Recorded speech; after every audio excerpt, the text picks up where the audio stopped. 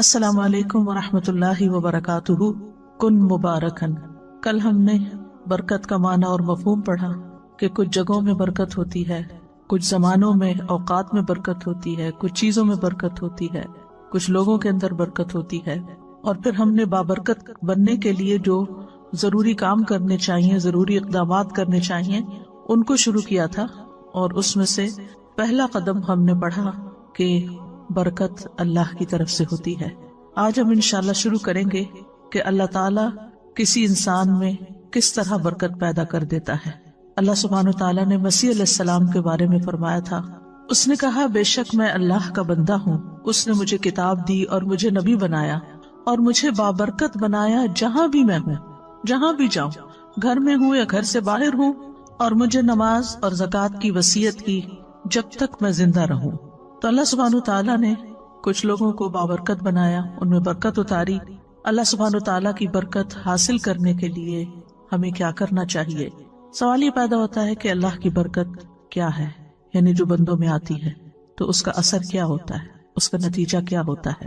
شیخ ابن عثیمین کہتے ہیں کہ جب اللہ تعالیٰ کسی انسان کی اس چیز میں برکت نازل کر دیتا ہے جو اس کو عطا کی گئی ہوتی ہے، جیسے مال ہے، اولاد ہے، گھر ہے، گاڑی ہے، علم ہے، تو اس کا تھوڑا بھی اس کے لیے بہت زیادہ ہو جاتا ہے۔ اور جب برکت چھین لی جاتی ہے تو بہت ساری چیزیں بھی، ڈھیروں مقدار بھی قلیل ہو جاتی ہیں، تھوڑی ہو جاتی ہیں۔ کتنے ہی انسان ہیں کہ اللہ تعالیٰ ان کے ہاتھوں پر کم دنوں میں ہی بہت زیادہ برکت ڈال دیتے ہیں، یعنی تھوڑے دنوں میں وہ بڑے بڑے کام کر جاتے ہیں، تھوڑی سی زندگی میں بھی بڑے بڑے کام ان سے سرزد ہو جاتے ہیں۔ اور دوسرا انسان اسی کام کو، اتنے ہی اماؤنٹ کے کام کو بہت زیادہ دنوں میں بھی نہیں کر پاتا۔ کتنے ہی انسان ایسے کہ ان کے پاس دولت کم ہوتی ہے لیکن وہ اپنے گھر میں خوشحال ہوتے ہیں کیونکہ اللہ نے ان کے مال میں برکت ڈال دی ہوتی ہے۔ اور کتنے ہی لوگ ایسے ہیں جن کے پاس ملینز ہوتے ہیں لیکن وہ خوش نہیں ہوتے، ان کی ضروریات پوری ہی نہیں ہوتی۔ اس بارے میں مجھے کسی نے قصہ سنایا کہ ایک امام صاحب تھے، ان کی تھوڑی سی تنخواہ تھی، تو ان سے کسی نے پوچھا کہ تم اتنے کم پیسوں میں کیسے گزارا کرتے ہو؟ ان کا کہ الحمدللہ ہمارا گزارا ہو جاتا ہے اور میں اس پر اللہ کا بڑا شکر گزار ہوں۔ میں ایک چھوٹی سی مثال دیتا ہوں کہ پچھلے 18 سال سے میرے گھر کا ایک بلب بھی فیوز نہیں ہوا، ایک لائٹ بھی خراب نہیں۔ اس کو برکت کہتے ہیں کہ آپ کا پیسہ ضائع نہیں ہوتا، نقصان میں نہیں جاتا، بیماری میں نہیں جاتا، ٹوٹ پھوٹ میں نہیں جاتا۔ اور کچھ لوگ ہیں کہ ان کے پاس بہت ہے لیکن اسی حساب سے نکلتا بھی ویسے ہی اور زیادہ بھی پورا نہیں پڑتا، کمی کا ہی شکار رہتے ہیں، کمی کو روتے رہتے ہیں۔ تو کئی چیزوں میں برکت ہوتی ہے، مثلاً علم میں برکت۔ جس شخص کو اللہ تعالیٰ علم میں برکت عطا کرتے ہیں وہ علم کے اعتبار سے مبارک ہوتا ہے، تو وہ جس مجلس میں بھی بیٹھتا ہے لوگ اس کے علم سے فائدہ اٹھاتے ہیں۔ اور اسی طرح اس شخص کے اندر بھی علم کو پہنچانے کا شوق ہوتا ہے، وہ ہر طریقے سے علم کو نشر کرتا ہے، علم کو عام کرتا ہے۔ اور اس کی مثال ہمارے سابقہ علماء ہے کہ کس طرح انہوں نے بغیر بجلی کے، بغیر رات کی روشنی کے، یعنی لالٹینوں میں دیے جلا کے، اور بعض اوقات جیسے امام بخاری کا آتا ہے کہ چاندنی راتوں میں کتاب التاریخ لکھی جو رجال کی تاریخ تھی، اور بھی علماء نے بڑی بڑی کتابیں لکھی۔ تو اس کی بنیادی وجہ کیا تھی؟ مثلا امام بخاری کو ہم لیں تو ہمیں یوں نظر آتا ہے کہ جیسے ان کے عمل میں اخلاص تھا، جس کی وجہ سے آپ دیکھیں کہ ان کی کتاب کو اللہ کی کتاب کے بعد سب سے صحیح ترین کتاب مانا گیا، اس پر علماء امت کا اتفاق ہے۔ اور پھر اتنے 100 سال بعد آج بھی مسلمانوں کے گھروں کی بھی زینت ہے اور لائبریریوں کی بھی، اور لوگ اس کو پڑھتے ہیں۔ تو جب انسان کسی کام میں خلوص اختیار کرتا ہے، اللہ کے لیے کرتا ہے، تو اللہ تعالیٰ اس کے کام کو اس کے مرنے کے بعد بھی باقی رکھتا ہے۔ اسی طرح انسان کے اخلاق میں برکت کیا ہوتی ہے کہ انسان فراخ دل ہوتا ہے، سچا ہوتا ہے، نرم مزاج ہوتا ہے، اور لوگ اس کے اخلاق کی تعریف کرتے ہیں، جو اس سے ملتا ہے خوش ہو جاتا ہے۔ اسی طرح انسان کے چھوٹے چھوٹے کاموں میں بھی برکت ہو جاتی ہے، اس کے اعمال کے نتائج کے اعتبار سے۔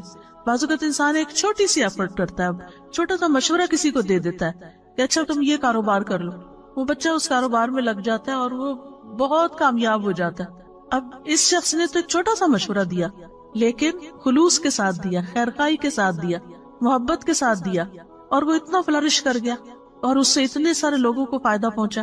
اس نے کبھی خواب میں بھی نہیں سوچا تھا کہ اس کا ایک چھوٹا سا مشورہ جو ہے وہ کتنا کارآمد ہوگا، کتنے لوگوں کے لیے فائدہ مند ہوگا۔ اسی طرح کچھ لوگوں کے مال میں برکت ہوتی ہے، یعنی تھوڑا بھی ہوتا ہے لیکن اس سے خیرات بھی کر رہے ہوتے ہیں، اپنی ذات پہ بھی خرچ کرتے ہیں، اپنے رشتہ داروں پہ بھی خرچ کرتے ہیں، یعنی ان کی زندگی میں ایک اطمینان نظر آتا ہے۔ تو ہمیں اپنے مبارک بننے کے لیے اللہ تعالیٰ سے دعا کرنی چاہیے کہ اللہ سبحانہ وتعالیٰ ہمارے علم میں بھی برکت دے، کہ جو ہم نے سیکھا ہے وہ صرف ہماری ذات میں ہی آ کے ختم نہ ہو جائے، ہم اس پر عمل کریں، عمل کی مثال بنے، اس کو سکھانے والے بنے، اس کو آگے بڑھانے والے بنے۔ پھر اسی طرح اللہ تعالیٰ ہمارے اخلاق میں برکت دے، ہمارے اعمال میں برکت دے، کہ کوئی بھی کام کریں، ہم چھوٹا کریں یا بڑا، اس سے زیادہ لوگوں کو فائدہ پہنچے، کیونکہ برکت کا معنی کیا ہوتا ہے؟ الزیادہ والنمو، یعنی اس چیز کا بڑھ جانا، نشو نما پانا، کثرت میں ہو جانا۔ اور اسی طرح اللہ تعالیٰ مال میں بھی برکت دے، اولاد میں برکت دے، اور ہم جہاں بھی ہوں بابرکت بنے۔ بابرکت بننے کے لیے انسان کو توحید اختیار کرنی چاہیے، یعنی اللہ سبحانہ تعالیٰ سے خالص تعلق رکھنا چاہیے، اور اس کے لیے ہمیں اللہ سبحانہ تعالیٰ کے نام اور ان کی صفات جو ہیں صرف ان کو جاننا ہی نہیں چاہیے، ان کے ساتھ we should live with them، یعنی ہم جب اللہ تعالیٰ کے بارے میں سوچیں، اللہ تعالیٰ کے بارے میں گمان کریں، تو ہم اپنے مختلف کاموں کے ساتھ اللہ کی ان صفات کو یاد کریں۔ مثلاً اگر ہم کھانا کھا رہے ہیں تو ہم کیا سوچیں کہ اللہ رازق ہے، اللہ نے یہ رزق مجھے دیا ہے۔ پھر اسی طرح اگر ہمیں کوئی مشکل ہو رہی ہے تو اس کے ناموں کے ساتھ ہم اس کو پکاریں، یا حیو یا قیوم برحمتک استغیث، اللہ کی رحمت کے ساتھ فریاد کریں۔ پھر اسی طرح زندگی کے جو مختلف کام ہیں ان کاموں کے ساتھ ہم اللہ تعالیٰ کی ان صفات کو ریلیٹ کرتے جائیں، تو انشاءاللہ اس طریقے سے آپ کا ایک پرسنل لیول پر اللہ سبحانہ تعالیٰ کے ساتھ ایک تعلق بن جائے گا۔ اس کو ایک چھوٹی سی مثال سے سمجھیں کہ جب آپ دنیا میں کسی انسان سے محبت کرتے ہیں، مثلا اپنے والدین سے، اور ان کی کچھ عادات آپ کے اندر آ جاتی ہیں، تو پھر آپ مینشن کرتے ہیں وہ میری والدہ بھی تھی نا، وہ بھی اسی طرح ہی لوگوں کو کھانا کھلاتی تھی، وہ یوں صدقہ خیرات کرتی تھی، میرے والد تھے نا تو وہ ایسا کرتے تھے۔ یعنی آپ کا ایک کنیکشن ہوتا ہے، جو کام آپ کر رہے ہوتے ہیں نا اس کو کنیکٹ کر لیتے ہیں اپنے پیاروں کے ساتھ، تو ذرا اس سے اور اوپر اٹھ جائیں۔ یعنی جو بھی آپ کام کر رہے ہو تو ساتھ ساتھ اللہ کو یاد کریں۔ ایک تو یہ کہ اللہ سبحانہ تعالیٰ کی ہستی کو یاد کرنا، محسوس کرنا، اور ایک یہ کہ اس کی صفات کے ساتھ، اس کے ناموں کے ساتھ، تو اس طرح آپ کی زندگی میں اور بھی زیادہ برکت ہوگی۔ اور جتنا آپ اللہ سبحانہ تعالیٰ کے لیے خالص ہوتے جائیں گے، اتنا آپ کے دل سے دنیا کے غم اور دنیا کی ہرس اور دنیا کی جو کمی کمزوری ہے، وہ آپ کو جو پریشان کرتی ہے، وہ آپ کے دل سے نکلتی چلی جائے گی۔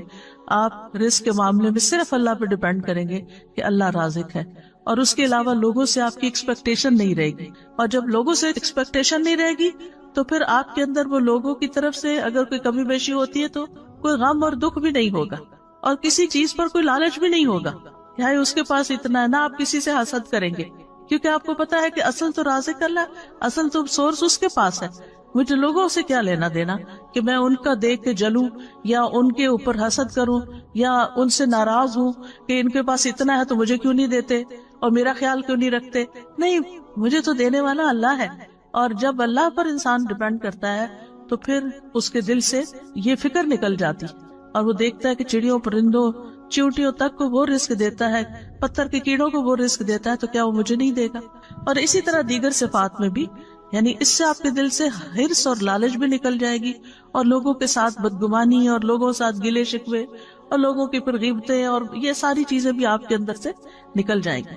پھر اسی طرح ایک اور چیز ہے بابرکت بننے کے لیے کہ اپنے رب کو راضی رکھیں، اس کی اطاعت کر کے اور اس کی نافرمانی کے کام چھوڑ کر۔ ابن القیم رحمۃ اللہ علیہ کہتے ہیں کہ برکت کا جامع راز یہ ہے کہ جو بابرکت شخص ہوتا ہے وہ وقت کی قیمت کو جانتا ہے، اور وہ یہ ہے کہ ہر لمحے اللہ کی رضا کا کام کرنا، یعنی جو بھی کوئی کام کر رہے ہیں اس کو اس طرح چیک کرتے جائیں کہ اس پر اللہ راضی ہے کہ نہیں، اور یہ اس کے وقت اور اس کی قیمت کا تقاضا ہے۔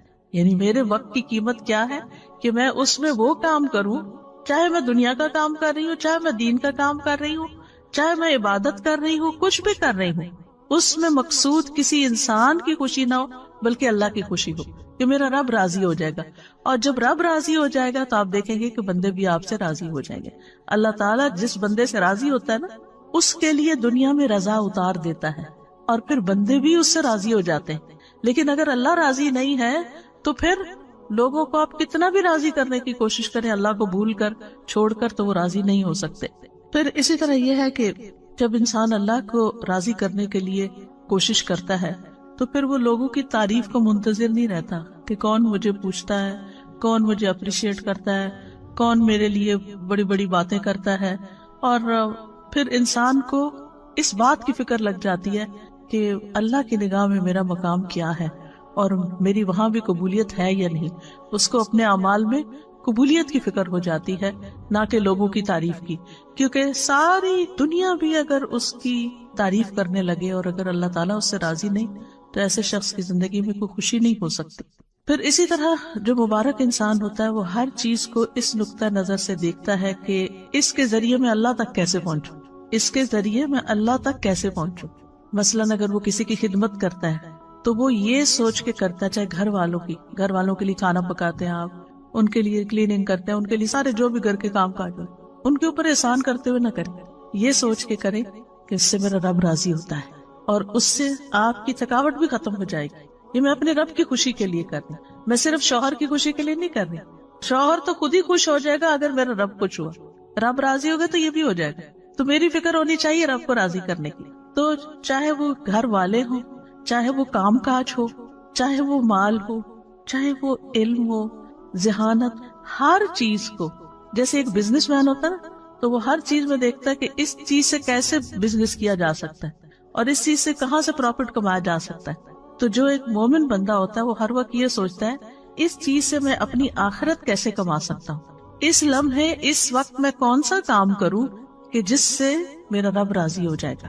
اب مثال کے طور پہ کبھی آپ کے حصے میں ایسا کام ہوتا ہے، مثلا دعوت کر لیا آپ نے اور گھر میں لوگوں کو بلا لیا اور آپ کے اوپر سارا کام آ گیا، چاہے آپ کیٹرنگ کرا رہے ہیں، چاہے آپ کچھ بھی کر رہے ہیں، لیکن صرف گھر کی سیٹنگ اور لوگوں کو ویلکم کرنا اور پوچھنا، اور چاہے آپ ڈسپوزیبل یوز کر رہے ہیں لیکن پھر بھی آپ تک ٹوٹ جاتے ہیں۔ اگر یہ سب کچھ اللہ کی رضا کے لیے تھا تو اس کے بعد آپ کو ایسا سرور اور ایسی خوشی نصیب ہوگی، اور اگر لوگوں کی تعریف کے لیے تھا تو آپ کے دماغ میں شیطان یہ خیال ڈالے گا وہ تو شکریہ بھی نہیں بول کے گیا، اس نے تو ایسا میرے ساتھ رویہ کیا اور وہ تو یہ کر رہا تھا، اور وہ جانے کے بعد آپ اور زیادہ ٹوٹیں گے، کیونکہ جس مقصد کے لیے آپ نے وہ دعوت کی تھی وہ تو پورا ہی کوئی نہ ہوا۔ لیکن اگر اللہ کو راضی کرنے کے لیے کہ لوگوں کو کھانا کھلانا ثواب کا کام ہے، لوگوں کو اکٹھا کرنا، ملانا، آپس میں بٹھانا، ان کو ویلکم کرنا، تو آپ دیکھیں گے کہ یہی چیز آپ کے لیے برکتوں کا باعث بن جائے گی اور آپ کے لیے خوشی کا باعث بنے۔ یعنی گویا دوسرے لفظوں میں قل ان صلاتی و نسکی و محیای و مماتی للہ رب العالمین، یہ بابرکت انسان کا قول ہوتا ہے کہ وہ اللہ کے لیے جیتا اور مرتا ہے اور اپنی ساری ذمہ داریاں صرف اللہ کی رضا کی خاطر پوری کرتا ہے، کہ بحیثیت بیوی کے، بحیثیت بیٹی کے، بحیثیت ماں کے، بحیثیت ایک ہمسائی کے، بحیثیت ایک طالب علم کے، بحیثیت ایک ٹیچر کے، میری رسپانسبلٹیز کیا ہے اور میں ان کو کیوں ادا کروں۔ اور اگر وہ اللہ کے لیے کرتا ہے، اللہ کو راضی کرنے کے لیے وہ رسپانسبلٹیز پوری کر رہا ہے، تو اللہ سبحانہ وتعالیٰ اس سے جب راضی ہوگا تو اس کے سارے کام درست کر دے گا، اس کی زندگی وقت ہر چیز میں برکت ڈال دے گا۔ تو مبارک انسان بننے کے لیے کہ جس پہ رب کی برکتیں نازل ہوں، کیا کریں؟ اپنی عادت کے، معمول کے، روٹین کے، ذمہ داریوں کے سارے کام رب کی رضا کے لیے کریں، ایک رب کے لیے ایک ہو جائیں، یعنی ادھر ادھر نہیں، ایک راستہ اختیار کریں اور وہ رب کی رضا کا، تو انشاءاللہ آپ ایک بابرکت انسان بن جائیں گے۔ پھر بابرکت انسان جو ہوتا ہے وہ اپنے دل کے اوپر کبھی بھروسہ نہیں کرتا، کیونکہ دل الٹ پلٹ ہونے والی چیز ہے۔ وہ اگر ایمان کی لذت کسی وقت محسوس کر رہا ہے تو اس کو ڈر لگتا ہے کہ کہیں یہ حلاوت مجھ سے چھن نہ جائے، کہیں ایمان کی یہ کیفیت میرے سے دور نہ ہو جائے۔ وہ اپنے دل کی نگرانی کرتا ہے، وہ اپنا محاسبہ کرتا ہے کہ مجھے اپنا ایمان ہر صورت برقرار رکھنا، کیونکہ قرآن مجید میں آتا ہے نا سورۃ الحجرات میں، حبب الیکم الایمان وزینہ فی قلوبکم، اس نے ایمان کو تمہارے دلوں میں محبوب بنا دیا اور اس کو سجا دیا۔ تو وہ اس خوشی کو جو اندر محسوس کرتا ہے ایمان کی، وہ اس کو کسی قیمت پر کھونا نہیں چاہتا اور دل کے پلٹنے سے خوف کھاتا ہے، اور اسی لیے دعا کرتا ہے ربنا لا تزغ قلوبنا بعد اذ ہدیتنا وہب لنا من لدنک رحمہ انک انت الوہاب، اور یا مقلب القلوب ثبت قلبی علی دینک۔ پھر اسی طرح اگلی بات یہ ہے کہ بابرکت بننے کے لیے وہ بابرکت لوگوں جیسے کام کرتا ہے. یہ موٹے موٹے نکات اگر آپ نوٹ کر لیں گے نا اپنے پاس تو انشاءاللہ کبھی ریویژن میں آپ کو یہ چیزیں یاد آئیں گی تو پھر دوبارہ سے انسان ان چیزوں کو کرنے لگتا ہے. یعنی بابرکت بننے کے لیے بابرکت لوگوں جیسے اعمال. جیسے ہم نے دیکھا کہ انبیاء میں اللہ تعالیٰ نے برکت رکھی، نبی صلی اللہ علیہ وسلم میں برکت رکھی، اور اسی طرح آپ کے جو ساتھی تھے صحابہ کرام ان کے اندر اللہ سبحانہ وتعالیٰ نے برکت رکھی. تو وہ کیا کام کرتے تھے؟ مثلاً موسیٰ علیہ السلام کے بارے میں اللہ سبحانہ وتعالیٰ فرماتے ہیں وَاذْكُرْ فِي الْكِتَابِ مُوسَىٰ إِنَّهُ كَانَ مُخْلَصًا وَكَانَ رَسُولًا نَبِيًّا. کتاب میں موسیٰ کا ذکر کیجئے، یقیناً وہ خالص کیا ہوا تھا، یعنی اخلاص تھا ان کے اندر، اور ایسا رسول جو نبی تھا. تفسیر سعدی میں ہے موسیٰ علیہ السلام اپنے تمام اعمال، اقوال اور نیت میں اللہ تعالیٰ کے لیے مخلص تھے. وہ بابرکت تھے نا، تو ان جیسا کام کیا کرنا ہے کہ اپنے قول، فعل، نیت میں خالص ہونا ہے. کیونکہ اعمال کی قبولیت کی شرط ہی کیا ہے؟ انما الاعمال بالنیات. پھر اسی طرح یہ ہے کہ بابرکت انسان لوگوں سے تعریف نہیں چاہتا اور اس کو کام کر کے فخر نہیں ہوتا، بلکہ اس کی قبولیت کی دعا کرتا ہے. جیسے ابراہیم علیہ السلام نے اور اسماعیل علیہ السلام نے کعبہ تعمیر کیا، اللہ کا گھر، اور اس کے بعد کیا دعا کی؟ وَإِذْ يَرْفَعُ إِبْرَاهِيمُ الْقَوَاعِدَ مِنَ الْبَيْتِ وَإِسْمَاعِيلُ رَبَّنَا تَقَبَّلْ مِنَّا إِنَّكَ أَنْتَ السَّمِيعُ الْعَلِيمُ. پھر بابرکت شخص کے نزدیک لوگوں کے شکریہ کی کوئی قیمت نہیں ہوتی کہ کوئی شکریہ ادا کرے، نہ اسے انتظار ہوتا ہے، اور اگر کوئی کرے یا نہ کرے اس کے لیے برابر ہوتا ہے. یعنی کسی نے کیا تب بھی ٹھیک ہے، اور اگر نہیں کیا تب بھی ٹھیک ہے، کوئی بات نہیں، ہم نے تو اللہ تعالیٰ کے لیے کیا تھا. جیسے سورۃ الانسان میں آتا ہے وَيُطْعِمُونَ الطَّعَامَ عَلَىٰ حُبِّهِ مِسْكِينًا وَيَتِيمًا وَأَسِيرًا إِنَّمَا نُطْعِمُكُمْ لِوَجْهِ اللَّهِ لَا نُرِيدُ مِنكُمْ جَزَاءً وَلَا شُكُورًا. وہ کھانا کھلاتے ہیں اس کی محبت میں، اللہ کی محبت میں، مسکین، یتیم، قیدی کو، اور کہتے ہیں ہم تو صرف اللہ کے چہرے کی خاطر تمہیں کھلا رہے ہیں، نہ تم سے کوئی بدلہ چاہتے ہیں نہ شکریہ چاہتے ہیں.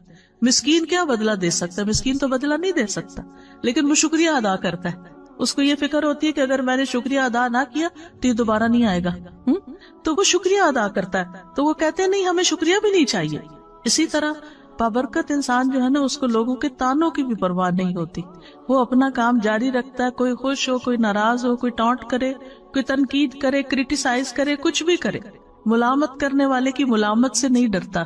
نیک کام کرتے ہوئے اچھا کام کرتے، کیونکہ جو لوگ ملامت سے ڈرتے ہیں وہ کبھی آگے نہیں بڑھ سکتے. آپ نے ایک اچھا کام کیا، لوگوں نے باتیں بنائی، اب آپ پیچھے ہی بیٹھ گئے، وہیں ٹھوس ہو گئے کہ لوگ خوشی نہیں ہے میں جو بھی کرتا ہوں، تو آپ کام ہی چھوڑ دیتے. نہیں، آپ نے اگر اللہ کی خاطر ایک اچھا کام شروع کیا تھا تو دنیا ادھر سے ادھر ہو جائے، آپ اس کو نہیں چھوڑیں گے، آپ اس کو کرتے رہیں گے. کیونکہ قرآن مجید میں اللہ سبحانہ وتعالیٰ نے ایمان والوں کی کیا صفت بیان کی ہے؟ وَلَا يَخَافُونَ لَوْمَةَ لَائِمٍ، کہ وہ ملامت کرنے والوں کی ملامت سے نہیں ڈرتے. ذَلِكَ فَضْلُ اللَّهِ يُؤْتِيهِ مَن يَشَاءُ، یہ اللہ کا فضل ہے، جس کو چاہتا ہے عطا کرتا ہے. وَاللَّهُ وَاسِعٌ عَلِيمٌ، اور اللہ وسعت والا، سب کچھ جاننے والا ہے. بابرکت انسان نیک اعمال کو اللہ کی توفیق سمجھتا ہے، اللہ کی توفیق سمجھتا ہے کہ یہ اللہ نے مجھے کرنے کا موقع دیا ہے، اور اس پر وہ خوش ہوتا ہے. وہ یہ نہیں کہتا کہ یہ میری طاقت ہے، میری ذہانت ہے، میری لیاقت ہے، میری قابلیت ہے. نہیں، یہ تو میرے رب کی عنایت ہے کہ اس نے مجھے ہمت دی. میں بیمار بھی ہو سکتا تھا، میں اپاہج بھی ہو سکتا تھا، میں کسی اور کام میں مصروف ہو سکتا تھا. آپ دیکھیں کہ بعض اوقات لوگ اچھے اچھے کام کرنا چاہتے ہیں لیکن ان کے اندر ہمت ہی نہیں ہوتی، بیماری کی وجہ سے یا غم کی وجہ سے یا ڈپریشن کی وجہ سے یا وسائل نہ ہونے کی وجہ سے. اگر اللہ نے آپ کو گاڑی دی ہے، چلانے کی توفیق بھی دی ہے، اور اس پر بیٹھ کے آپ جاتے ہیں، اچھے اچھے کام کرتے ہیں، تو یہ اللہ نے آپ کو دیا ہے. اور اس پر اللہ سے راضی ہونا اور اس پر خوش ہونا اور شکر کرنا کہ اللہ تو نے موقع دے دیا کہ میں کسی کے جنازے پہ پہنچ گیا، میں کسی بیمار کی خدمت کے لیے پہنچ گیا، میں کسی کام میں والنٹیئر کرنے کے لیے پہنچ گیا. تو وہ نہ کسی پہ احسان جتاتے، نہ تعریف چاہتے، نہ شکریہ چاہتے ہیں، بلکہ اور شکر گزار ہوتے ہیں کہ میرے رب نے مجھے یہ توفیق عطا کی ہے. اور اسی طرح جیسے کہ ہم دیکھتے ہیں سورۃ ہود میں آتا ہے نا کہ پیغمبر نے کہا کہ میں ان اريد الا الاصلاح ما استطعت، کہ میں تو اصلاح ہی کرنا چاہتا ہوں جتنی میری ہمت ہے. وما توفیقی الا باللہ، مجھے اس کام کی صرف توفیق اللہ ہی دیتا ہے. علیہ توکلت و الیہ انیب، اسی پر میرا بھروسہ ہے اور اسی کی طرف میں رجوع کرتا ہوں.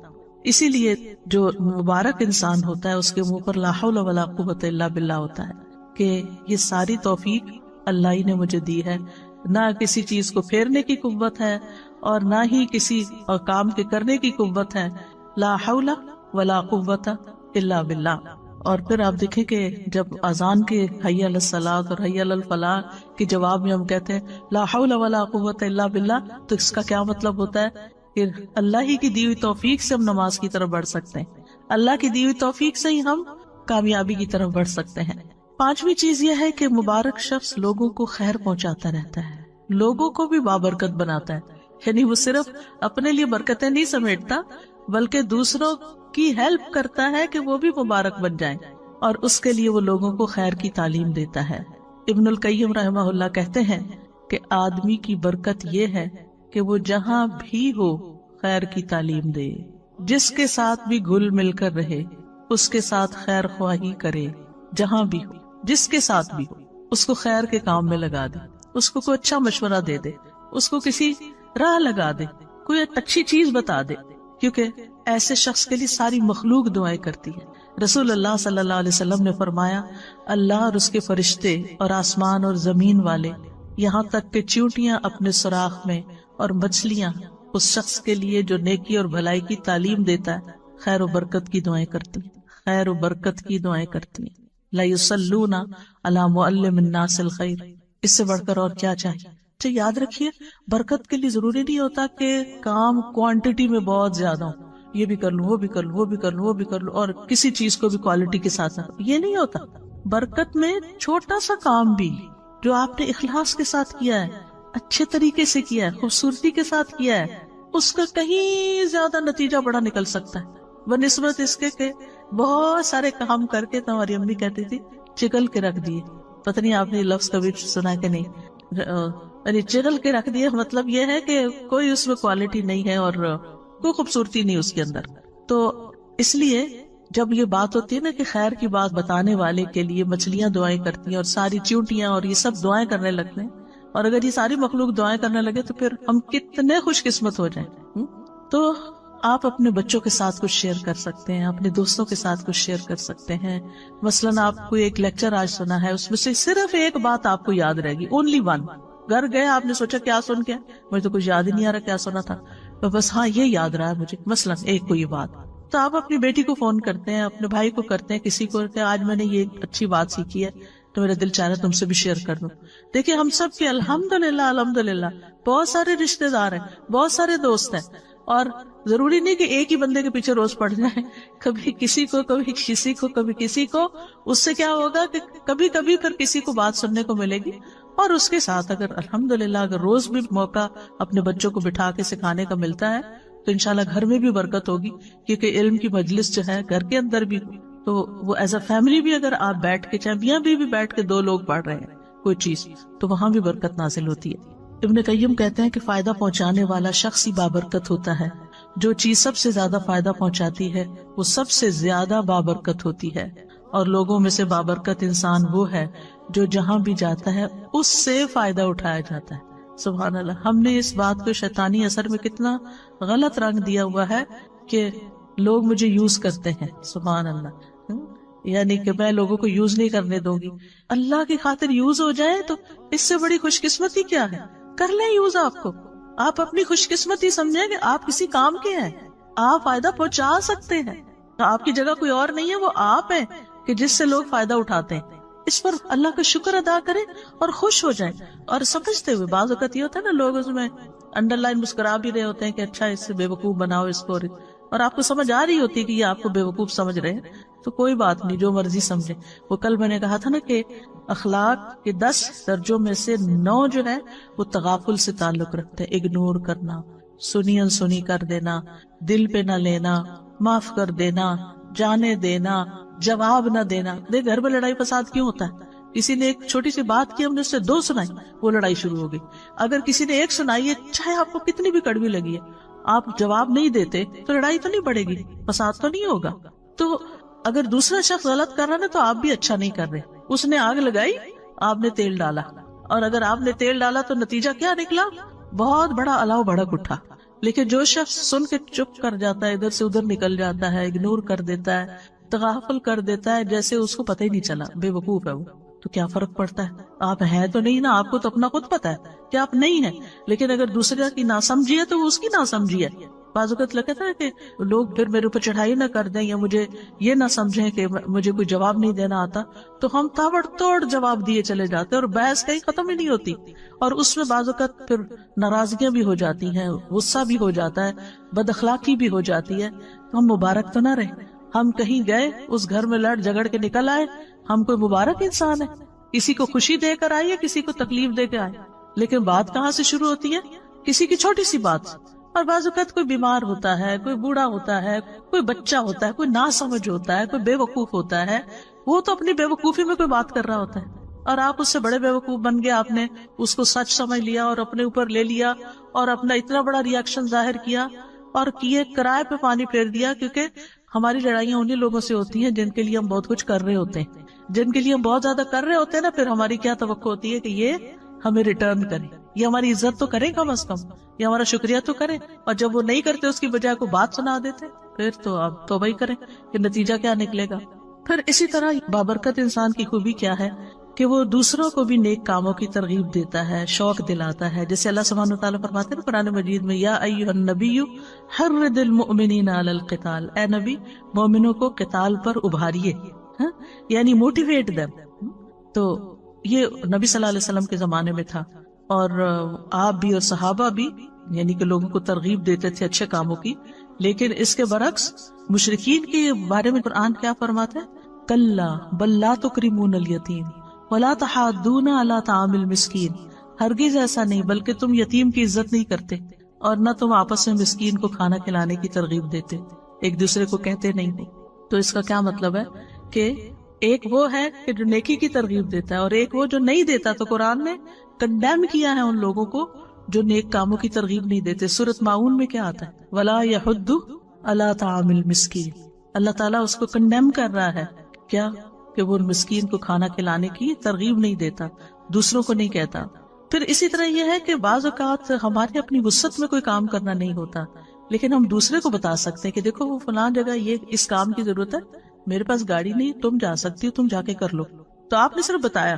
تو الدال علی الخیر کفاعلہ، کسی کو نیکی کے کام کا رستہ دکھانے والا ایسا جیسے اس نے خود کر لیا، اس کی اپنی جینوئن ریزن تھی، کسی وجہ سے نہیں گیا، لیکن اس نے کسی کو فون کر دیا۔ نبی صلی اللہ علیہ وسلم کے پاس کبھی کوئی کچھ لینے کے لیے آتا، مانگنے کے لیے، تو آپ فرماتے کہ اس کی سفارش کرو تاکہ تمہیں بھی اجر مل جائے۔ سبحان اللہ، یہ ہے برکت نا، مبارک انسان کہ وہ سارا ثواب خود ہی نہیں لوٹ رہا، وہ کسی اور کو بھی ساتھ شامل کرتا ہے کہ اچھا میں نے تو دینا ہی ہے، جو اللہ چاہے گا اپنے نبی کے ہاتھ سے دلوائے گا، لیکن تم اشفعوا تؤجروا، اس کی شفاعت کرو، سفارش کرو، اجر پاؤ۔ صرف سفارش کر کے تم اجر پا سکتے ہو، اور ہم ہو تو الٹا منع ہی کرتے، اس کو نہ دینا، یہ روز مانگنے آ جاتا ہے۔ لیکن یہ کہ نبی صلی اللہ علیہ وسلم تو دینے والوں میں سے تھے۔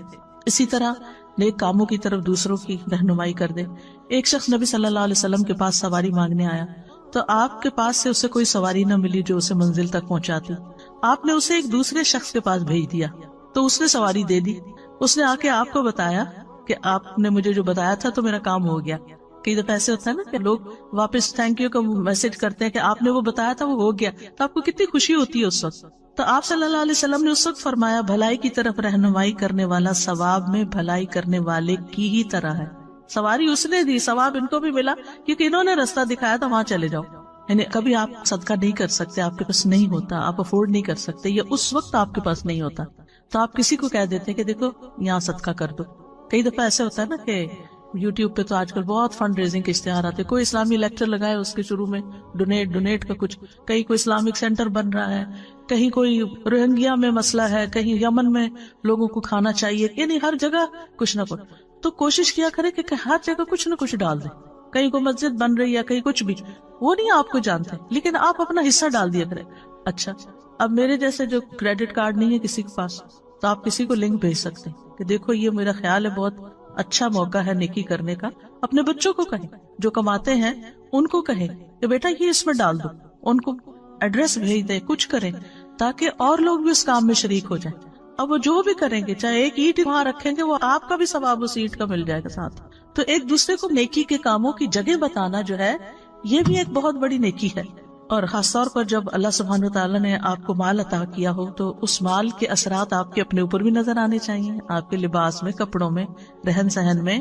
اور اس کے علاوہ دائیں بائیں خرچ بھی کریں، رشتہ داروں کو بھی دیں، غریبوں مسکینوں کو بھی دیں، دوست احباب کو بھی دیں.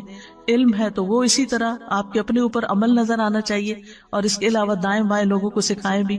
اسی طرح اگر کوئی اللہ نے منصب آپ کو دیا ہے، کہیں آپ کی کوئی بات سنی جاتی ہے اور کچھ لوگ آپ سے سفارش کرانے آتے ہیں، تو اس کو یہ نہ کہے کہ یہ تو روز کا ہی کام بن گیا ہے. نہیں، تنگ دل نہ ہو، انہیں کہ شکر ہے اللہ تو نے مجھے اس قابل بنایا کہ میں کسی کا مسئلہ حل کر سکتی. یعنی یہ قابلیت ہر ایک کے اندر نہیں ہوتی، ہر ایک کی کوئی بات نہیں سنتا، لیکن اگر آپ کی کوئی سن لیتا ہے اور آپ کسی کا کام کروا دیتے ہیں تو آپ ایک مبارک انسان ہیں. پھر اسی طرح یہ ہے کہ قرآن مجید میں بھی آتا ہے نا، فَأَمَّا مَا يَنْفَعُ النَّاسَ فَيَمْكُثُ فِي الْأَرْضِ، اور لوگوں میں سب سے بہترین وہ ہے جو لوگوں کو سب سے زیادہ نفع دیتا ہے. یعنی لائن میں سب سے آگے وہ ہوگا قیامت کے دن کہ جو لوگوں کے لیے زیادہ فائدہ مند ہے. ابن عمر کہتے ہیں ایک آدمی نبی صلی اللہ علیہ وسلم کے پاس آیا اور کہا، اللہ کے رسول کون سے لوگ اللہ کو زیادہ پیارے ہیں اور کون سے اعمال اللہ کو زیادہ پسند ہیں؟ تو رسول اللہ صلی اللہ علیہ وسلم نے فرمایا، وہ لوگ اللہ تعالیٰ کو زیادہ محبوب ہیں جو دوسرے لوگوں کے لیے سب سے زیادہ فائدہ مند ہوں، اور اللہ عز و جل کے نزدیک سب سے زیادہ پسندیدہ اعمال یہ ہیں کسی مسلمان کو خوش کرنا یا کسی کی تکلیف دور کرنا. آپ کو پتا چل رہا ہے کہ کوئی پین میں ہے اور آپ کو کچھ نہ کچھ سوج رہا ہے، لیکن آپ کہتے ہیں وہ جانے، اس کا کام جانے، میں کیوں بتاؤں. نہیں، آپ اپنی طرف سے سجیسٹ کر دیں، پھر اس کی مرضی، وہ آپ کا مشورہ لے یا نہ لے. یا کسی کا قرضہ ادا کر دینا یا اس کی بھوک دور کر دینا. جس نے اپنے غضب کو روک لیا، غصہ روک لیا، اللہ اس کی خامیوں پہ پردہ ڈال دے گا. اور جو آدمی اپنے غصے کو پی گیا باوجود اس کے کہ وہ چاہتا تو نافذ کر سکتا تھا، تو اللہ تعالیٰ قیامت کے دن اس کے دل کو امیدوں سے بھر دے گا.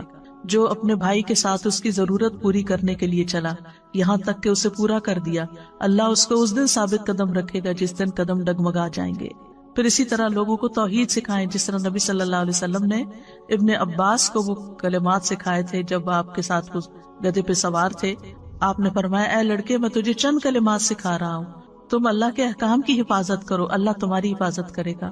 اللہ کے احکام کی حفاظت کرو، تم اسے اپنے سامنے پاؤ گے.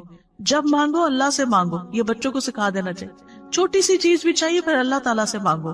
جب مدد چاہو اللہ سے مدد چاہو. جان رکھو ساری دنیا مل کے تمہیں کوئی فائدہ دینا چاہے نہیں دے سکتے مگر وہ جو اللہ نے تمہارے لیے لکھ دیا، اور سب مل کے نقصان دینا چاہے نہیں دے سکتے مگر وہ جو اللہ نے تمہارے لیے لکھ دیا. قلم اٹھا لیے گئے، صحیفے خشک ہو گئے. اسی طرح مصیبت آنے پر لوگوں کو اچھی نصیحت کریں، اللہ کے تقوی کا حکم دیں، صبر کی نصیحت کریں. جیسے نبی صلی اللہ علیہ وسلم ایک قبر کے پاس سے گزر رہے تھے اور روتی ہوئی عورت کو دیکھا تو آپ نے اس کو نصیحت کی. اور پھر اسی طرح یہ ہے کہ غم میں، ڈپریشن میں، اداسی میں، دکھ میں دوسروں کو امید دلائیں کہ یہ دن گزر جائیں گے، حالات اچھے ہو جائیں گے، سب ٹھیک ہو جائے گا.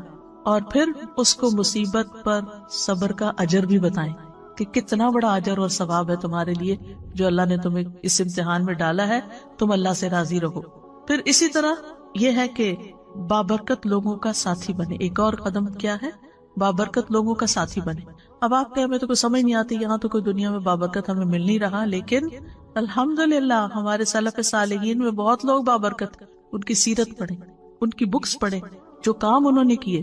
آپ یقین کریں کہ آپ کا دل اتنا بڑا ہو جائے گا، آپ حیران ہو جائیں گے کہ میں کن باتوں میں الجھی ہوئی ہوں، میں کن باتوں پہ رو رہی ہوں، اتنی پیٹی چیزوں کے اوپر پریشان اور لڑائی ڈال کے رکھی ہوئی ہے، یہ تو کوئی بات ہی نہیں ہے. آج مجھے کسی نے آرٹیکل بھیجا امام ابن تیمیہ کے بارے میں کہ کتنی دفعہ وہ جیل میں گئے تھے. 7 دفعہ جیل میں گئے تھے. امام ابن تیمیہ کا فتاویٰ آپ نے دیکھو کہ 35 والیوم میں، اور اس کے علاوہ بھی کئی کتابیں. اتنا علمی کام کیا اور لوگ ان کے پیچھے پڑے رہتے. یعنی جو لوگ بڑے کام کرتے ہیں ان کے حاسد بھی بہت ہوتے، تو ہر تھوڑے دن کے بعد جا کے حاکم کے پاس شکایت کر کے ان کو جیل بھجوا دیتے تھے، اور جب وہ وہاں جاتے وہاں وہ اور کتابیں لکھ لیتے تھے. اور آپ کو معلوم ہے لاسٹ ٹائم جو وہ جیل میں گئے تھے کتنی دفعہ قرآن پڑھا تھا؟ 80 بار قرآن پڑھا تھا. ہم نے ساری زندگی میں 80 بار نہ پڑھا ہوگا. اس طرح وقت کو استعمال کیا. آپ دیکھیے کہ جب انسان ایسے لوگوں کے حالات پڑھتا ہے کہ 7 دفعہ جیل میں گئے، تو پھر آپ کو اپنی پریشانی کیا لگتی ہیں؟ بہت چھوٹی لگتی ہے نا. یعنی انسان کے اوپر کبھی کبھی ایسا ہوتا ہے نا کہ حالات تنگ ہونے لگتے ہیں، کوئی ادھر کی پریشانی ادھر کی ٹو مچ. اس وقت کیا کرنا چاہیے؟ ایسی کتابیں پڑھنی چاہیے جس سے پتہ چلے کہ آپ سے پہلے جو بابرکت لوگ تھے، کیونکہ بابرکت اس لیے کہتے ہیں کہ ان سے خیر بہت پھیلی، لوگوں کو فائدہ بہت پہنچا، اس لیے بابرکت کہتے ہیں. تو ان کی زندگیوں میں کتنی پریشانیاں آئیں اور انہوں نے کس طرح ان کو جیلا، اور انہوں نے ان کو کچھ نہیں سمجھا اور وہ آگے نکل گئے. تو ایسے لوگوں کے حالات زندگی پڑھیں اور ان کے ساتھ رہیں، ایسی کمپنی اختیار کریں، ان کی سیرت اپنائیں، ان سے دلی تعلق رکھیں، ان سے محبت کریں، کیونکہ ایسے لوگوں کی محبت جو ہوتی ہے وہ بھی خوشی دیتی ہے. کیونکہ نیک لوگوں سے محبت عرش کے سائے تلے جگہ دے گی، نور کے ممبروں پہ ہوں گے ایسے لوگ، ایمان کے کامل ہونے کی دلیل ہے. اور حدیث قدسی میں آتا ہے جو لوگ میری رضا کی خاطر آپس میں محبت کرتے ہیں ان کے لیے میری محبت واجب ہو جاتی ہے. وجبت محبتی للمتحابین فیہ، جو اللہ کی خاطر محبت کرتے ہیں. اچھا، ایک ہوتا ہے نا جس سے ہم انس رکھتے ہیں، اس سے محبت کرتے ہیں اور اس کو ہم اوپر ٹیگ لگا دیتے ہیں اللہ کی خاطر محبت ہے. اس کے برعکس ایک اور انسان ہے، وہ تھوڑا اجنبی ہم سے لیکن ہے نیک، تو ہمیں اس سے بھی محبت کرنی چاہیے. یعنی صرف اس سے محبت نہ کریں جو آپ سے کرتا ہے، آپ یہ دیکھیں کہ جس سے میں محبت کری اس کے اندر کتنی خوبی. اب مثلا جو لوگ فوت ہو چکے ہیں ہمارے آباء و اجداد میں سے، پریڈیسیسر سلف صالحین، وہ تو ہمیں نہیں جانتے. کیا ابو بکر آپ کو جانتے ہیں؟ بلال رضی اللہ عنہ آپ کو جانتے ہیں؟ نہیں. لیکن ہم ان سے محبت کرتے ہیں اللہ کی خاطر. تو جو اللہ کی خاطر کسی سے محبت کرتا ہے بغیر بدلے چاہنے کے کہ مجھے اس سے کچھ ملے، کسی مطلب مقصد لالچ میں نہیں محبت کرتا، بلکہ صرف اللہ کی رضا کے لیے، اس کی نیکی کی وجہ سے، اس کے اچھے اخلاق کی وجہ سے. تو یہ چیز انسان کو بابرکت بناتی ہے، انسان کے اندر پھر وہ ٹریٹس آ جاتے ہیں. پھر اسی طرح یہ ہے کہ انسان قیامت کے دن انہی لوگوں کے ساتھ ہوگا جن سے وہ محبت کرتا ہے. تو دنیا میں بھی نیک لوگوں کی صحبت کا فائدہ ہے اور آخرت میں بھی. امام مالک سے کسی نے پوچھا مجھے ایسا عمل بتائیے جو مجھے جنت میں داخل کر دے، تو انہوں نے کہا صالحین کی محبت کو اپنے اوپر لازم کر لو. ہو سکتا ہے کہ اللہ تعالیٰ ان میں سے کسی کے دل کو جھانکے اور اس میں تمہارا نام لکھا ہو اور اللہ تمہیں بخش دے اور جنت میں داخل فرما دے. یعنی صالحین کی محبت دنیا میں بھی انسان کو نیکی کی طرف لاتی ہے اور آخرت میں بھی انسان کو کامیابی کی طرف لائے گی. پھر ساتویں چیز یہ ہے کہ گڑ گڑا کے دعائیں کرنا کہ اللہ برکتیں دے، اللہ کے سامنے عاجزی اختیار کرنا، گریہ وزاری کرنا، جیسے نبی صلی اللہ علیہ وسلم نے غزوہ بدر کے موقع پر کی تھی. 8ویں چیز ہے مبارک بننے کے لیے بہت زیادہ شکر گزار ہونا. شکارن رب جعلنی لکا شکارن لکا ذکارن لکا رہابن. یہ شکار ہونے کی جو خصوصیت ہے، پر ہر چیز پہ شکر، نعمت پہ بھی شکر اور تکلیف پہ بھی شکر، شکر ہی شکر، شکر ہی شکر، شکوہ نہیں، نو کمپلینٹس، نو کمپلینٹس. جس حال میں اللہ نے رکھا ہے، جو دیا ہے، جو بھی ہے. آپ یقین کریں کہ جب انسان کی زندگی آگے بڑھتی ہے تو پیچھے کے حالات کو دیکھتا ہے تو انسان کہتا ہے شکر ہے الحمدللہ کہ وہ فلاں چیز اس وقت نہیں ہوئی. اس وقت تو بہت برا لگتا ہے، لیکن بعد میں انسان کو سمجھ آتی ہے کہ تو اچھا ہوا تھا. لیکن عقل مند کون ہے اور فائدہ مند کون ہے؟ جس نے اس وقت جب اس کو تکلیف پہنچی تھی شکر کر لیا تھا کہ اللہ اس میں بھی کوئی خیر ہوگی. پھر اسی طرح یہ ہے کہ بابرکت انسان اللہ کی نعمت کو اپنی کرامت نہیں سمجھتا، یعنی اللہ تعالیٰ کا فضل سمجھتا ہے. یعنی بعض اوقات ایسا ہوتا ہے نا کہ انسان کے ساتھ کچھ اچھی چیزیں پیش آنے لگتی تو انسان سمجھتا ہے بڑا نیک ہو گیا ہوں. آپ نے کوئی چیز سوچی وہ ہو گئی یا کچھ اس طرح کے. تو اس طرح کی چیزیں جو ہے نا یہ راز میں ہونی چاہیے کہ آپ کو کوئی ایسا خواب آ جاتا ہے. لوگ بہت انسسٹ کرتے ہیں نا کوئی خواب سنائے اچھا سا، یا کبھی آپ کو پوچھتے ہیں آپ کو کبھی فلاں نظر آیا، یہ ہوا. اگر کوئی بھی اللہ نے آپ کو چیز دکھائی ہوئی ہے تو ان چیزوں کو راز میں رکھیں، راز آپ کے اور اللہ سبحانہ و تعالیٰ کے بیچ میں ہو. کیونکہ یہ جو کرامتوں کا اظہار کرنا ہوتا ہے نا، میرے ساتھ یہ بھی ہوا اور یہ بھی ہوا اور یہ بھی، یہ انڈائریکٹلی اپنے آپ کو بڑا ثابت کرنا ہوتا ہے کہ میں اللہ کا بڑا پیارا ہوں، میری قدر کرو. تو اس سے بھی بچنا چاہیے. یعنی اللہ نے اگر آپ کے اوپر کوئی فضل کیا ہے، کوئی انعام کیا ہے، تو اس پر شکر ادا کریں، نہ کہ اس کو اپنی کرامت سمجھے. پھر اسی طرح یہ ہے کہ برکت کو بڑھانے کے اسباب کیا ہے، یعنی برکتیں کیسے بڑھیں. خلاصہ کر دیتی ہوں. سب سے پہلی چیز ہے ایمان اور تقوی. اللہ تعالیٰ فرماتے ہیں سورۃ الاعراف 96 میں، اور اگر واقعی بستیوں والے ایمان لے آتے اور تقوی اختیار کرتے تو ہم ضرور ان پر آسمان اور زمین سے بہت سی برکتیں کھول دیتے، لیکن انہوں نے جھٹلایا تو ہم نے انہیں اس کی وجہ سے پکڑ لیا جو وہ کمائی کرتے تھے. تو ایمان اور تقوی برکتیں لانے کا سبب ہے. پھر قرآن کی قرات اور اس پر تدبر اور عمل، یہ برکت کا سبب ہے. سورۃ صاد میں اللہ تعالیٰ فرماتے ہیں جو کتاب ہم نے آپ کی طرف نازل کی ہے بڑی برکت والی ہے تاکہ لوگ اس کی آیات میں غور و فکر کریں اور اہل عقل اس سے سبق حاصل کریں. ویکینڈ پہ تدبر کی کلاس ہوتی ہے تو اس کو جوائن کر لیں، چاہے آن لائن کریں یا یہاں آ جایا کریں. لیکن یہ کہ قرآن کو غور و فکر سے پڑھنا، ڈیپتھ میں پڑھنا، توجہ سے پڑھنا، یہ بھی برکت لانے کا ذریعہ ہے.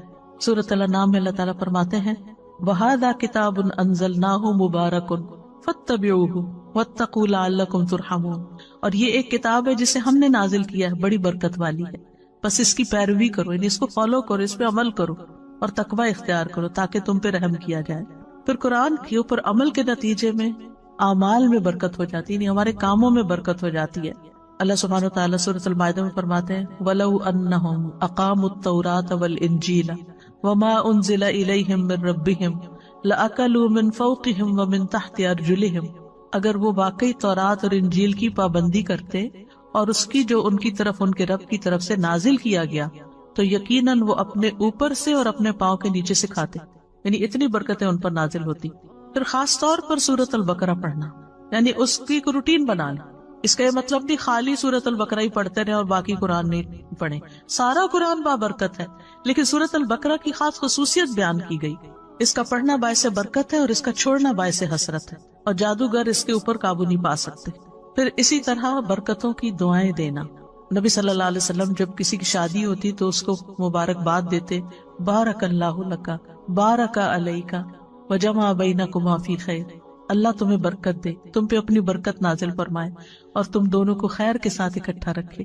بچہ پیدا ہو تب برکت کی دعا، کسی کا کھانا کھائیں کھلائیں، یعنی ہر وقت ان کے اندر برکتوں کی دعا. اور اسی طرح سلام جو ہے السلام علیکم ورحمۃ اللہ وبرکاتہ، تحیۃ مبارکۃ. پھر اسی طرح خرید و فروخت میں سچائی اختیار کرنا. خرید و فروخت میں سچائی یعنی فیئر ڈیلنگ بزنس کے اندر، تو اس میں انشاءاللہ جو بھی پروفٹ ہوگا تھوڑا یا زیادہ اس میں برکت ہو جائے گی.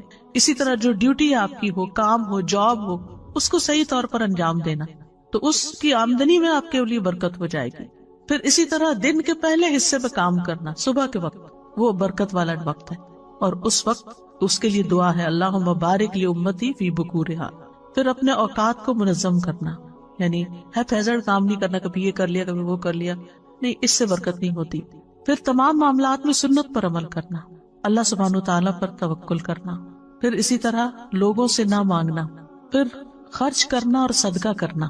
وما انفقتم من شیء فهو يخلفه، یہ برکت ہو جائے گی. وهو خیر الرازقین، جو کچھ بھی تم خرچ کرتے ہو وہ اس کی جگہ تمہیں اور دے دیتا ہے، اور وہی سب سے بہتر رازق ہے. اللہ تعالیٰ فرماتے ہیں یا ابن آدم انفق علیک، اے ابن آدم خرچ کرو میں تم پہ خرچ کروں گا. اس کے برعکس حرام مال سے بچنا، یہ بھی برکت کا ذریعہ ہے. یمحق اللہ الربا ویربی الصدقات، اللہ سبحانہ وتعالیٰ سود کو مٹاتا ہے اور صدقات کو بڑھاتا ہے. سود کی ڈیلنگ جہاں بھی ہوگی وہاں سے برکتیں ختم ہو جائیں گی اور انسان اسی کے چکر میں پڑا رہے گا. اور اکثر ایسا دیکھا گیا ہے کہ جو لوگ سود کے کاروبار میں الجھے ہوئے ہوں، بعض اوقات ان کے گھروں میں ایسی ایسی بیماریاں یا دلوں میں سکون کا نہ ہونا. اور افسوس یہ ہے کہ لوگوں کے دلوں سے آہستہ آہستہ اس برائی کا برا ہونا ہی نکل گیا ہے کہ یہ کوئی برائی بھی ہے، اور یہ کہہ کے خود کو دھوکہ دیتے رہتے ہیں کہ بہت سارے لوگ یہی کچھ کر رہے ہیں، ہم کون سے اکیلے ہیں. لیکن یہ ہے کہ حلال کی برکت اور ہے اور حرام سے برکت ختم ہو جاتی ہے. پھر نعمتوں پر شکر گزاری، لئن شکرتم لازیدنکم، شکر کرو گے اور زیادہ ملے گا، برکت ہو جائے گی. پھر فرائض کی ادائیگی، صلہ رحمی، جس شخص کو یہ بات پسند ہو، اس کی عمر میں برکت ہو اور رزق میں اضافہ ہو جائے، اسے چاہیے کہ اپنے والدین کے ساتھ نیکی کرے اور صلہ رحمی کیا کرے. پھر استغفار پر ہمیشگی، وَقُلْتُ اسْتَغْفِرُوا رَبَّكُمْ إِنَّهُ كَانَ غَفَّارًا يُرْسِلِ السَّمَاءَ عَلَيْكُمْ مِدْرَارًا، برکتیں ہوگی، آسمان سے نازل ہوگی، بارشیں ہوں گی استغفار کی کثرت سے، اللہ کا ذکر. پھر اسی طرح کھانے پینے میں ان چیزوں کا استعمال جن میں برکت بتائی گئی ہے، جیسے زیتون ہے. رسول اللہ صلی اللہ علیہ وسلم نے فرمایا زیتون کھاؤ اور اس کو لگاؤ، بے شک یہ مبارک درخت ہے. کلونجی، آپ نے فرمایا یہ کلونجی ہر بیماری کی دوا ہے سوائے موت کے، اس کو حبۃ البرکہ بھی کہا گیا ہے، برکت والا دانہ. پھر شہد، قرآن نے اس پر گواہی دی کہ فیہ شفاء للناس، اس میں لوگوں کے لیے شفا ہے. پھر زمزم، رسول اللہ صلی اللہ علیہ وسلم نے فرمایا روئے زمین پر سب سے بہترین پانی زمزم ہے، بھوکے کے لیے کھانا اور بیمار کے لیے شفا ہے۔ بارش کا پانی، وَنَزَّلْنَا مِنَ السَّمَاءِ مَاءً مُبَارَكًا، مثلا اگر کوئی بیمار ہے تھوڑا سا شہد لیں، تھوڑا سا بارش کا پانی اس میں ڈالیں اور تھوڑا زمزم ڈالیں تو اس کو ملا کے آپ اس کو پلائیں تو آپ دیکھیں کتنی ساری برکتیں اکٹھی ہو جائیں گی، تو اللہ تعالیٰ شفا دے گا۔ پھر سحری کھانا، جو روزہ رکھتے ہیں تھوڑا بھی کھا لے تو دن گزر جاتا ہے، ورنہ ہر تھوڑی دیر کے بعد بھوک لگ جاتی ہے۔ تسحروا فإن فی السحور برکہ، وہ برکت والا کھانا ہے اور وہ ظاہر برکت والا ہے تو غذا بھی بنے گا، شفا بھی بنے گا۔ پھر اسی طرح بکری میں برکت ہے، رسول اللہ صلی اللہ علیہ وسلم نے فرمایا بکریاں رکھو کہ ان میں برکت ہے۔ اب یہاں تو آپ نہیں رکھ سکتے لیکن یہ کہ غریبوں کو لے کے دے سکتے۔ بیک ہوم آپ کے اگر کوئی رشتہ دار گاؤں وغیرہ میں رہتے ہیں تو ان کو بکریاں لے کر دیں، وہ پالیں اور ان سے آگے آگے نسل بڑھے۔ خاص طور پر دودھ دینے والی بکری اگر لے کے صدقہ کرے تو بہت بڑا ثواب ہے۔ جب حدیث پڑھتی ہوں تو سوچتی ہوں کہ یہ جلدی سے کر لوں اور پھر ذہن سے نکل جاتا ہے، نوٹ ہی کر کے لینا چاہیے۔ اور بکریوں کی برکت آپ دیکھیں کہ بکری سال میں 1 یا 2 بچے جنتی ہے ایک وقت میں، اس کے برکت کتا جو ہے وہ سال میں 6-7 بچے تک جن دیتا ہے، لیکن کتوں کی تعداد دیکھیں اور بکریوں کی تعداد دیکھیں، بکریوں سے جو فائدہ پہنچتا ہے وہ مخلوق، تو یہ برکت کیوں نظر آتی ہے نا۔ پھر گھوڑے میں برکت، رسول اللہ صلی اللہ علیہ وسلم نے فرمایا گھوڑے کی پیشانی میں برکت بندھی ہوئی ہے۔ پھر اوقات میں برکت، لیلۃ القدر ہے، رات کا آخری حصہ ہے۔ پھر جگہوں میں برکت، پھر برکت سے محرومی کی وجوہات کیا ہوتی ہیں؟ اللہ کی خاطر کام نہ کرنا۔ ابن قیم کہتے ہیں جو چیز اللہ کی رضا کے لیے نہ اس کی برکت چھین لی جاتی ہے، یعنی اگر آپ دکھاوے کے کام کر رہے ہیں تو برکت نہیں ہوگی۔ گناہ اور نافرمانیاں برکت سے محرومی کا باعث ہیں۔ پھر نعمتوں کی ناشکری اور ناقدری، اس سے بے برکتی ہوتی ہے، اور ہمیں برکت کے حصول کی دعائیں بھی کرنی چاہیے۔ اللہم الف بین قلوبنا واصلح ذات بیننا واہدنا سبل السلام ونجنا من الظلمات الى النور وجنبنا الفواحش ما ظہر منها وما بطن وبارک لنا فی اسماعنا وابصارنا وقلوبنا وازواجنا وذریاتنا۔ کتنی خوبصورت دعا ہے۔ اے اللہ تو برکت ڈال، کس میں؟ ہمارے کانوں میں، ہماری آنکھوں میں، ہمارے دلوں میں، ہمارے ازواج میں، ہمارے بچوں میں، اور ہماری توبہ قبول فرما۔ پھر اسی طرح اللہ تعالیٰ کی برکت اور رحمت کا سوال جو ہر روز ہم دعائے قنوت میں کرتے ہیں۔ پھر اسی طرح یہ ہے کہ یہ جو دعا ہے اللہم اقسم لنا من خشیتک ما تحول به بیننا وبین معصیتک، اس میں بھی آتا ہے نا اللہم متعنا باسماعنا وابصارنا وقواتنا وابقیتنا، جب تک ہم زندہ ہوں، واجعلہ وارث منا، یعنی ہمارے وارث بھی بنا دے، بعد میں بھی اس سے فائدہ ہو لوگوں کو۔ ایک اور دعا آپ کرتے تھے اللہم متعنی بسمعی وبصری واجعلہم الوارث منی وانصرنی علی من یظلمنی وخذ منہ بصاری۔ اے اللہ مجھے میری سماعت اور بصارت سے فائدہ دے اور انہیں میرا وارث کر دے، اور جو مجھ پر ظلم کرے اس کے خلاف میری مدد فرما اور اس سے میرا بدلہ لے لے، اور دوسروں کو بھی برکت کی دعائیں کرے، یعنی اور کچھ نہیں تو بارک اللہ فیک اپنی عادت بنا لیں۔ رسول اللہ صلی اللہ علیہ وسلم نے فرمایا جب کسی کو اپنے بھائی کا وجود یا اس کا کوئی مال پسند آئے تو اس کے لیے برکت کی دعا کرے، کیونکہ نظر لگ جانا برحق ہے۔ پھر سلام کے وقت برکت کی دعا، ملاقات کے وقت، تعارف کے وقت بارک اللہ فیک کا کہنا، پھر نئے بچے کو دعا دینا اور اس میں بھی برکت کے الفاظ آتے ہیں۔